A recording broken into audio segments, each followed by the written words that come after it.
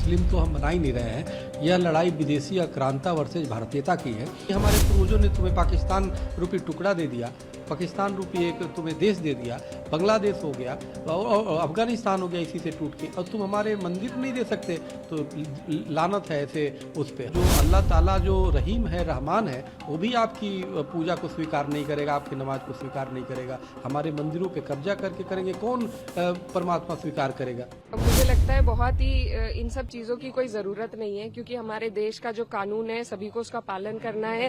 Places of worship act है, इसीलिए लाया गया था कि जो राजशाही शासन है उस दौरान जो हुआ, व्यवस्थाएं बदल जाती थी, जो भी राजा बनता था वो अपने हिसाब से व्यवस्था बदल देता था। लेकिन अब हम एक रिपब्लिक हैं, अब हम एक लोकतंत्र हैं, अब यहाँ पर किसी का राज नहीं है, किसी की तानाशाही नहीं है। तो अब जो नियम कानून किताब में लिखे गए हैं उसी हिसाब से सबको चलना पड़ेगा, संविधान के हिसाब से। और संविधान में प्लेसेस ऑफ वर्शिप एक्ट है, तो जो चीज जहाँ पर 47 में थी, जो भी गिरजाघर, जो भी मंदिर मस्जिद था, वो उसी हालात में रहना चाहिए।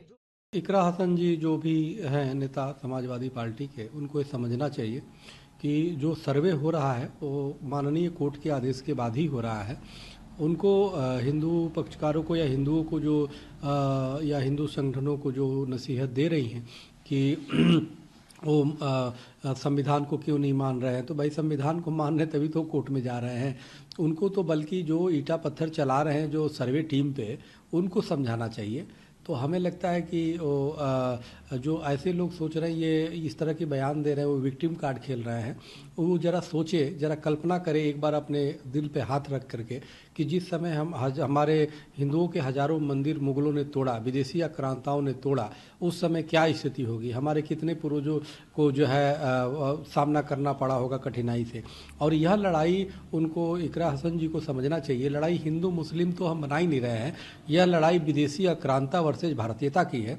इसमें जो भी ये लोग हैं, इनके पूर्वज भी हिंदू थे, और ये हिंदू नहीं भी थे अगर मान लो, तो भी तो भारतीय तो है ना वर्तमान में। तो ये विदेशी आक्रांताओं का साथ क्यों दे रहे हैं। और वर्तमान में जो सर्वे टीम को, यानी कोर्ट के आदेश को नहीं मानता, सर्वे टीम पे जो पत्थरबाजी करता है, वो कहीं ना कहीं वो विदेशी लुटेरों को, विदेशी आक्रांताओं को महिमा मंडित कर रहा है, जो एक गलत है, दुर्भाग्यपूर्ण है। हमें लगता है कि उनको औरंगजेब का साथ छोड़ना चाहिए, मुगलों का साथ छोड़ना चाहिए, और भारतीयता का साथ देना चाहिए, कानून का साथ देना चाहिए, और जो सर्वे या जो कोर्ट कह रहा है उसको बात को मानना चाहिए। तो स्वामी जी, सवाल ये हो कि जब सर्वे टीम जाती है, पथराव हुए, सारी चीजें हुई, लेकिन जहाँ पर मस्जिद है वहीं पर मंदिर क्यों चाहिए?